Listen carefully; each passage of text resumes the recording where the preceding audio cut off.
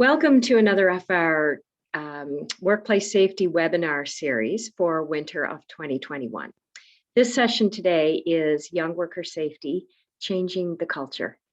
My name is Claire Waddell, and I'm the Youth Education Consultant here at the Workers' Compensation Board. We'll be together today for about 45 minutes or so. I've left my contact information at the end of the presentation. So if there are any questions or comments or requests you'd like to make while we're together today, just jot them down, please, and send me in an email, and I'll reply to you as soon as I can. So if you'll just bear with me for a minute while I get up our slide deck here, that would be good.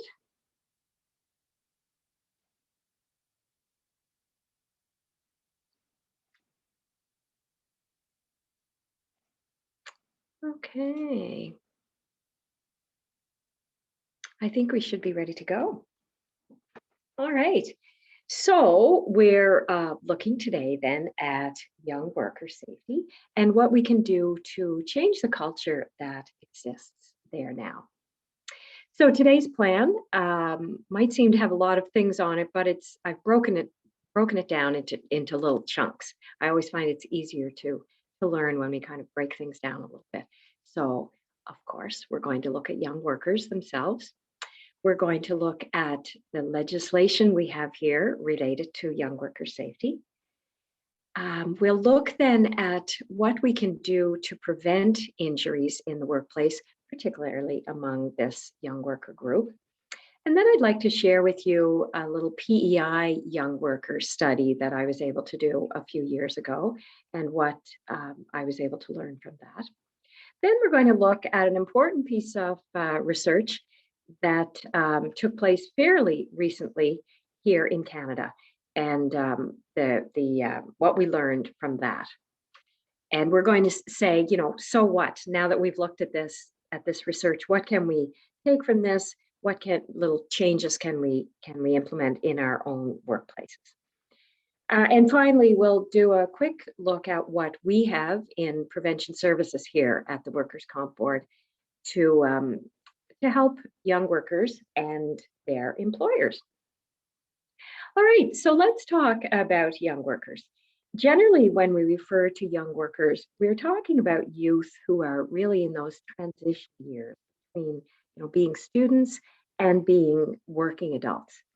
And just so that we're all on the same page, we do use the 15 to 24-year-old category. And that's what when we refer to young workers, all across Canada, really, that's what we're talking about, that 15 to 24-year-old. So it's a fairly broad range, really, all sorts of, all types in this category. We have the very young adolescent, first-time, part-time job, right up to someone who perhaps has been working for 7 or 8 years, is maybe settling into a career.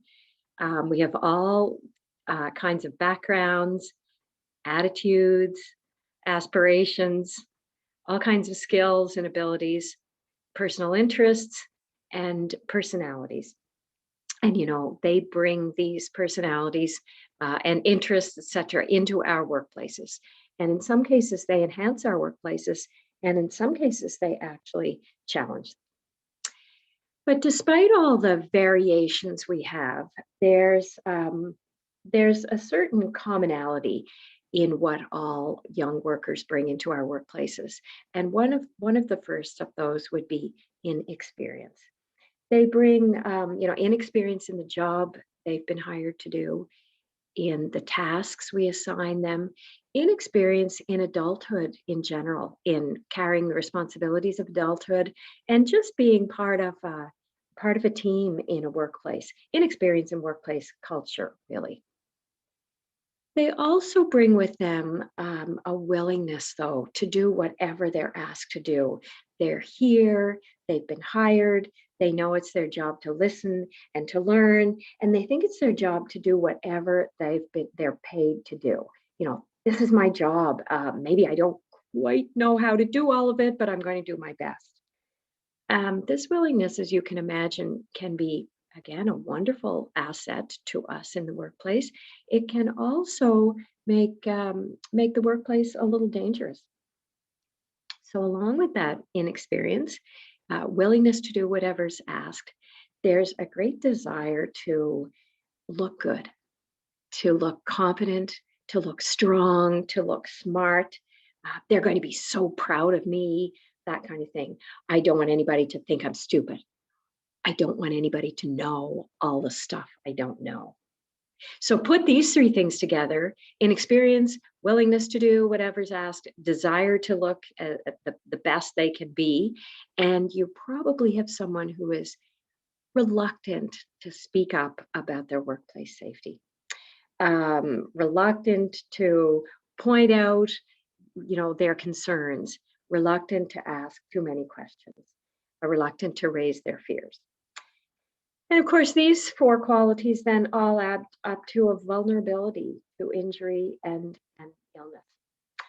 And I just want to point out here that young workers are not the only folks who might be considered as vulnerable at work. We have older workers, perhaps coming back into the workforce from retirement, from another career, people who are coming back from injury and have to learn to adjust their expectations. And they have to adapt how they work now. Newcomers who perhaps don't speak English yet as well as they'd like to. Workers with disabilities of any sort. Somebody who's just started a brand new job, whether they're 15 or 57. Just being a new worker can make you vulnerable as well. But today we're here to talk about young workers. So that's what we'll focus on today. Canadian statistics tell us that 50% of the young worker injuries happen in the first 6 months on the job, and that 20% of young worker injuries happen within the first month. So an indicator there that it's those early days, weeks, and perhaps months in a job that can be the most dangerous. All right, I said we'd have a look at the legislation, perhaps as a review for us, but I also want us to see it through a young worker lens. So let's focus in on Part 12 of the OHS Act, often referred to as employer duties. Now, we're all very familiar with this duty, and this is really one of the pillars of the Act, where it's clearly stated that employers must take every reasonable precaution, to protect everyone in their workplaces. And this is the statement that guides employers as they set up their workplaces. It's the reason employers do hazard assessments and implement hazard controls. It's what guides supervisors as they train new workers. And this is what guides OHS officers when they go in to inspect workplaces and write orders on what needs to be put in place. It really forms the basis of everything that we teach as education consultants. So let's just read it today as though we were employers or supervisors of young workers. Let's say we operate a business and we've just completed a seasonal hiring of young workers, and their first day at work is today. So let's just read this, thinking of them sitting in front of us. An employer shall ensure that every reasonable precaution is taken to ensure the health and safety of persons at or near the workplace. It really gets weighty, doesn't it, when we imagine this with a group of young, impressionable, and eager workers sitting in front of us who want to appear competent and who are probably reluctant to ask questions or raise their concerns. So this is really our duty as employers. It's what we're legally responsible for, and we know it's the right thing. There is another act I want to refer to. It's in our province. It's related to young workers. Although this act does not belong to us really at the Workers' Compensation Board, we do have the power to enforce it in our OHS division, and we often do. And this is the Youth Employment Act, and it deals particularly with young persons. Young persons, that term is defined in the Act as anyone under the age of 16 years. And this act is really meant to remind us that youth, especially those under the age of 16, for them, the primary focus should be attending school, really. And so this act talks about things such as hours of work, when youth should be working and when they shouldn't be working, late at night, that sort of thing. But it also includes some very specific requirements to protect the health and safety of these young persons. The act states, and I've condensed this just a little bit, this part, where an employer employs a young person, he shall act reasonably in assigning duties, identify any potential danger to health and safety, personally supervise the work of the young person, and provide adequate training. So it really does lay out what employers need to do to protect this vulnerable group. So that was just a little review, a little reminder of us for us of the legislation around young worker safety. So let's move along now to injury prevention and what we know to be the basis really for keeping young workers healthy and safe. And these are the three building blocks really for any group at all, for anyone in the workplace, but especially for young workers. And they are orientation to the workplace, training at the beginning and when needed, and supervision always. So let's look at each one of these in turn. And the first one, of course, is orientation. So orientation is really meant to be an introduction. No details, but the sort of, hello, let's have a look around. Let's meet the folks who are going to be on your team, that sort of thing. Very high level and very positive. Think of this as the opportunity to make a good first impression. You'll likely do a brief tour of the various areas of the workplace. And these may be places where, young workers won't often be in their day-to-day work lives, but it's just a nice opportunity for them to get a sense of the organization that they're going to be a part of. And this is where you might want to talk to them about the different facets of the workplace, the various services you provide, the role you play in your community. And just remember too that for these young workers, in many cases, it's either a first job or one of their first jobs. And consider this a privilege to introduce them to the idea that a workplace is more than just a building in a community. It's a place where people are part of a team who contribute to that community by producing goods, offering services, employing people, and maybe even supporting nonprofit activities. This could be the time where you talk to your new hires about your workplace values. Dig out that mission statement and go over it with them and let them know what your organization values and what you strive for. This is where you'll tell them how committed you are to your employees, and you'll share with them your safety policy. Again, get the policy out. Look over it. Maybe it's framed in your staff room. Point that out to them and say, this is the commitment we have to your health and safety. And then, of course, this is a nice segue to the more specific part of the orientation, which is the health and safety orientation. So when you go on to talk about the health and safety part, a checklist is a good idea. A checklist will help to keep you on track, and it'll help to ensure that you cover everything that you need to cover. This is an example of a checklist that can be your guide. It has a place for employee information at the top, and then it has little boxes where both the trainer and the worker can sign off that they heard and understood, each bit that was covered. This particular example is page 1 out of a 2-page checklist that is in the middle of our guide for employers of young workers. And it should be modified. Make this checklist your own. Take out whatever is not needed, and put in, whatever you need to have in the checklist. Chances are you're going to do this health and safety orientation over a couple of different sessions. Don't try to jam it all in at once. And that's why the checklist really is good to kind of come back to and say, okay, here's where we were, here's what we still have. This checklist then can become a document that's filed away in the workers file for any time you need to, review what you did, or heaven forbid, if you ever should have to drag it out for due diligence, in case someone does get injured at work. Okay, we'll take a quick little look at training. And I say quick look, not because it's not important, but more because you do this all the time. Training is that very specific nitty gritty of teaching, someone how to do a task, how to operate a machine or carry out a process, how to get something done.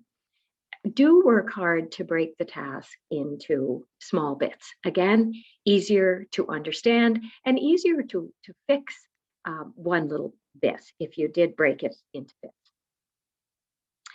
Training will be something that you'll do lots of in the early days, of course, and anytime necessary after that. When a new process is called for, when a new machine or perhaps materials are brought into the workplace, when conditions change. So maybe related to weather or time of year, for example, or any time that a worker takes on new and more challenging duties, you will do some more training. For the most part, training is most impactful when a worker gets to hear a task explained, then gets to see it demonstrated, and then actually gets to try it while the trainer is right there to support. And just one little suggestion here, do consider who is doing training. Training is a special skill that calls for competency, of course. The person who's doing the training must be really good at what they're teaching, but they also should be patient and they should be excellent communicators. So do think about making the investment to give your trainers some training of their own so that they learn how to be a good trainer. It'll be a really good investment in all the folks that they are going to impact, throughout the time they're with you. Okay, on to supervision. Now you're into the long game. This is the hard work, day-to-day, ongoing, and long-term commitment to the health and safety of those you supervise. So this is where you'll observe their work, at first from right alongside them, kind of working with them, and then you'll observe from further away. You can also observe them indirectly by checking in with coworkers whose judgment you trust. Check in with them and say, how did they get along? How's it going?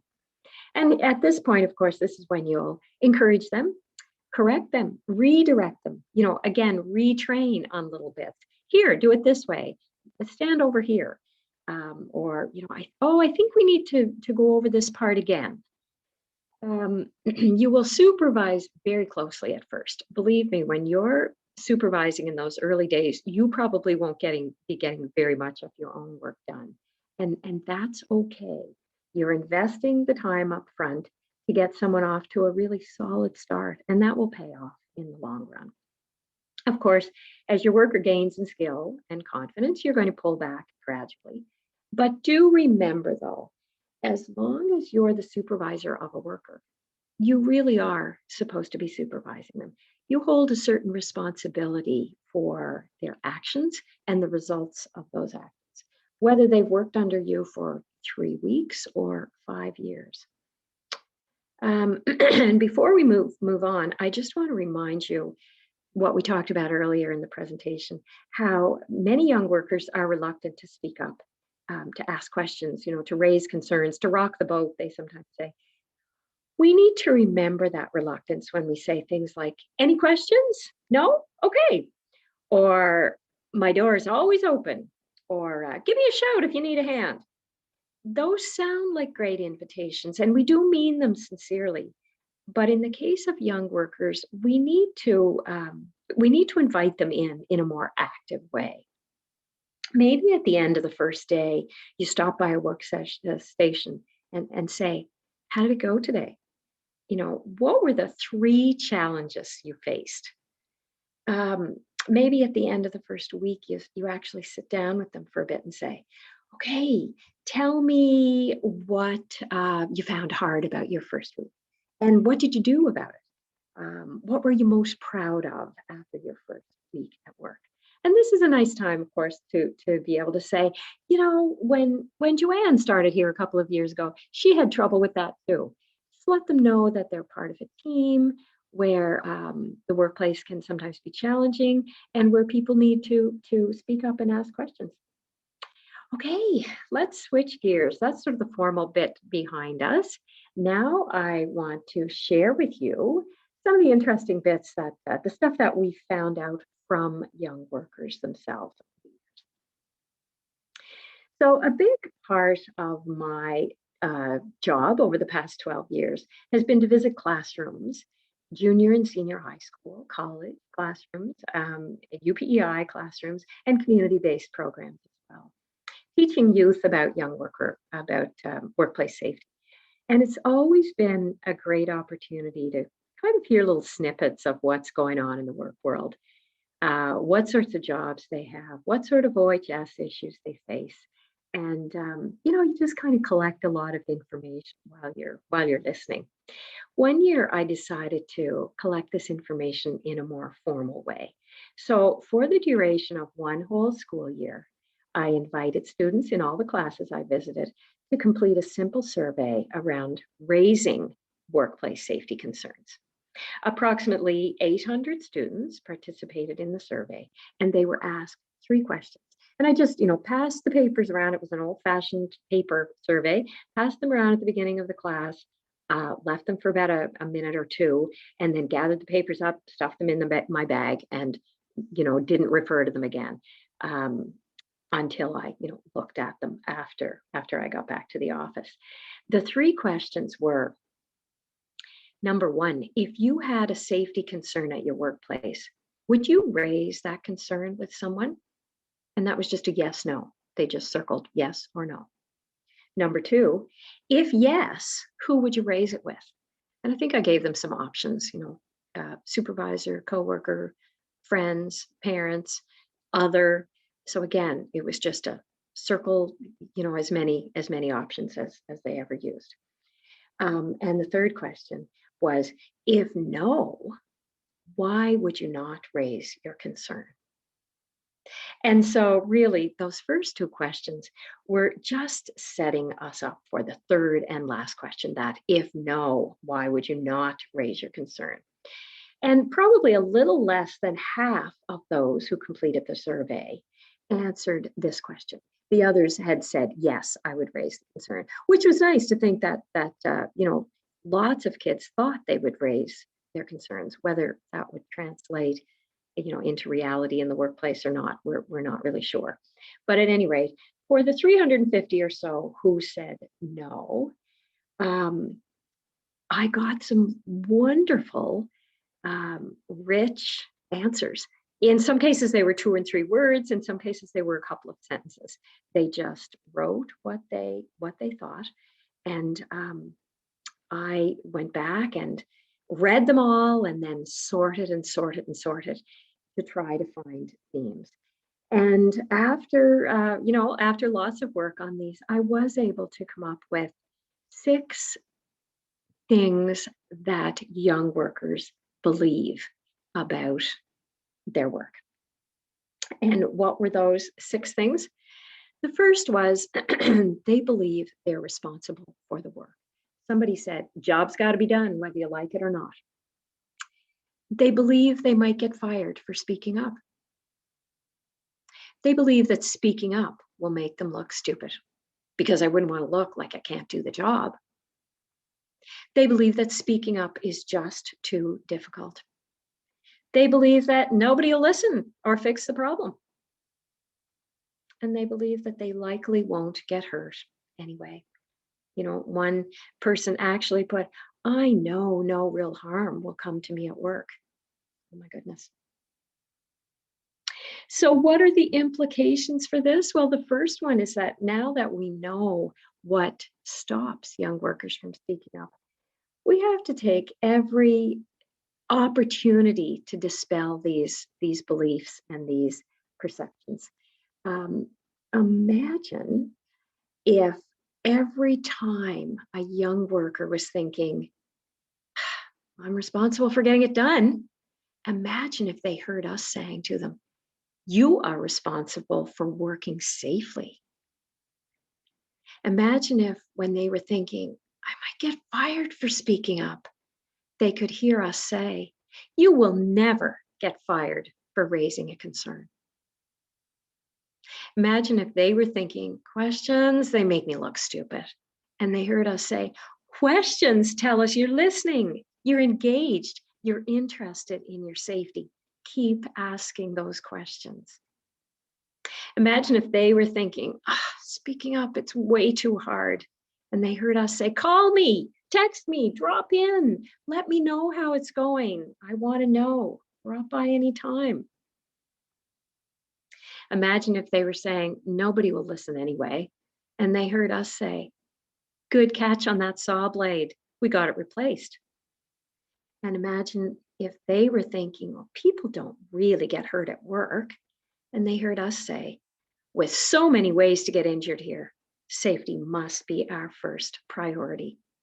So these are just ways right away that we can start saying things differently to our young workers to help get them past those obstacles that they see as stopping them from raising workplace concerns. All right, now on to some young worker research I promised to share with you, carried out by Dr. Sean Tucker and his team through the University of Regina. Now, this was a fairly large study involving 11,000 young workers. It was published in 2017, so it's quite recent, and it's quite highly regarded in OHS circles, and especially among anyone who's working in young worker injury prevention. The published article is called Young Worker Risk-Taking Behaviors, Workplace Injuries, and Injunctive Safety Norms. Oh boy. So let's look at a few explanations. So young worker risk-taking behaviors would be anything from, doing something seen as risky. For example, standing on top of a box, on top of a table to reach something high on a shelf. I mean, that's just obviously risky behavior. But it could also include things like doing a task without taking proper precautions first. So, for example, someone who needs to lift a heavy box to another spot in the workplace and going ahead and doing that on their own instead of bothering to ask someone. So something that perhaps a worker might see as the right thing to do. Be strong, be independent, get this done. You don't have to bother anyone. And in fact, that would be termed in this study anyway, as a risk-taking behavior, doing that on their own. Workplace injuries, well, that's fairly self-explanatory. But let's have another look at this injunctive safety norms, or let's refer to it as an ISN. So what is an ISN? It's the perception of others' expectations of one's safety-related conduct. So the belief that a worker has about the expectations someone else has for them to work safely. Let's just put some names with this to make it a bit more clear. Let's say Jose works in an auto body shop and Jake is his supervisor. Jose, for some reason, believes that Jake really values safety, and he expects that Jose will take every safety measure necessary in his day-to-day work.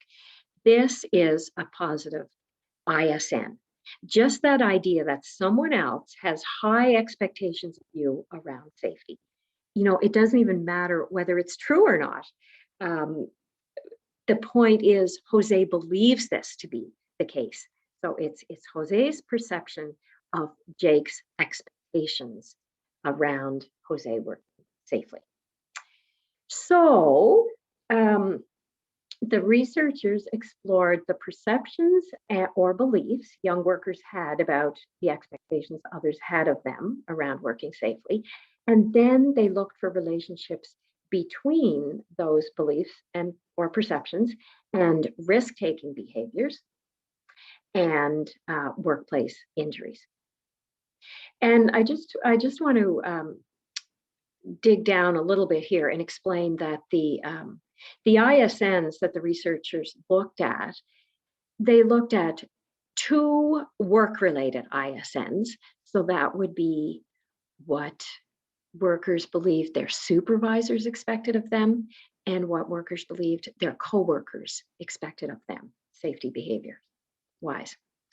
And then they looked at 4 non-work related ISNs, and those were parents, teachers, siblings, and friends. So lots and lots of talking and listening in this study to, uncover and explore these perceptions of others' expectations, and then, what relationship did they have to their risk-taking behavior and injuries. So what did they learn? Well, the researchers did find a relationship between positive ISNs from parents, coworkers, and supervisors, and fewer risk-taking behaviors and fewer workplace injuries. So when young workers believe that their parents, their coworkers, and their supervisors expected that they would work safely, in most cases, they did. Researchers were not able to identify a connection between the ISNs from teachers or from siblings. And, maybe young workers don't make a connection themselves between their workplaces with their teachers or their siblings. At any rate, the researchers could not, really pull out any kind of connections between these groups and risk-taking behavior and injuries. And thirdly, researchers found that when young workers believed that friends had low expectations of them in terms of safe work practices, a bit of the cool factor, that seemed related then to more risk-taking behaviors and increased potential for workplace injury. So it's really this one that we're focusing in on here today, a very clear result that says supervisors and coworkers as well have the potential to significantly influence young worker risk-taking behavior and potential for injury at work.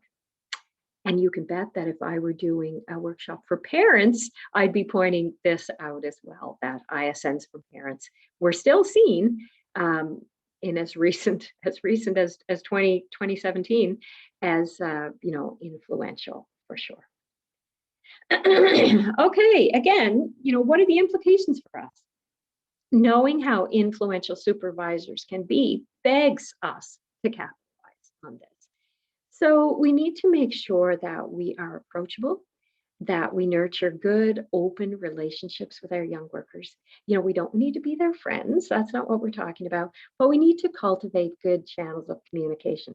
Make chatting about things the norm, whether it's about, how the Leafs did on the weekend, or, the fishing season opening coming up, or what's going on in the workplace, which then can segue to what are the challenges perhaps that you're noticing in the workplace.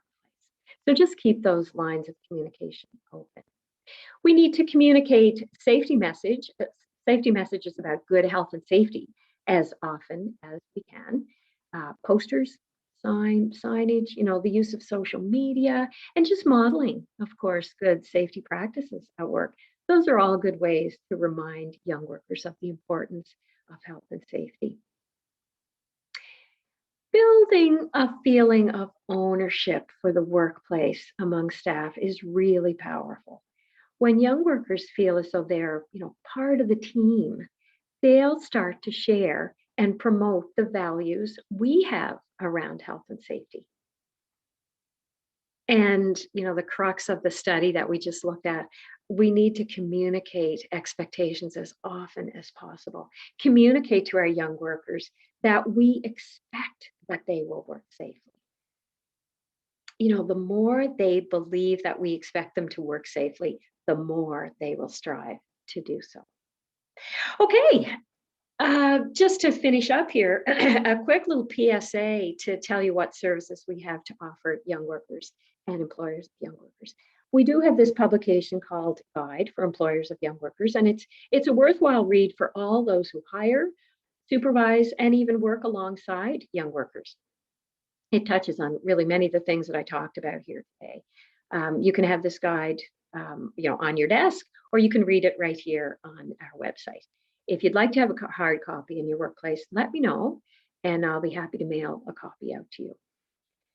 And please remember our in-person consulting services. We're available to present sessions like this one today, virtually or in person at your workplace, at a staff meeting, at a JOSH committee meeting, or even as part of a young worker orientation session.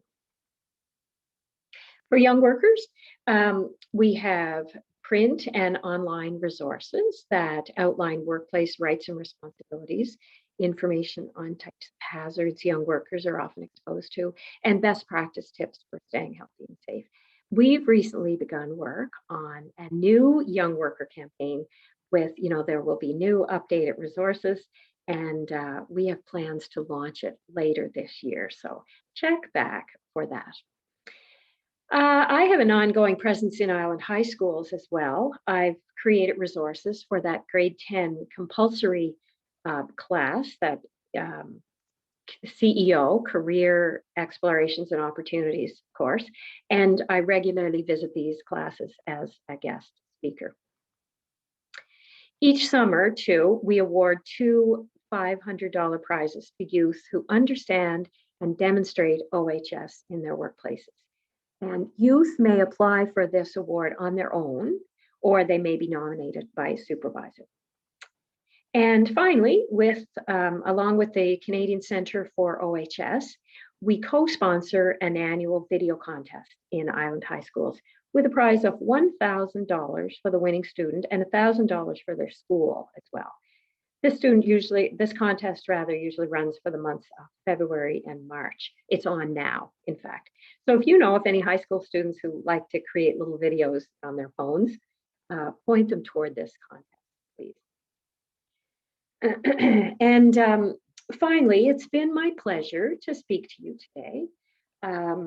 Many thanks for tuning into the webinar and for the commitment that you've shown to protecting the health and safety of young workers.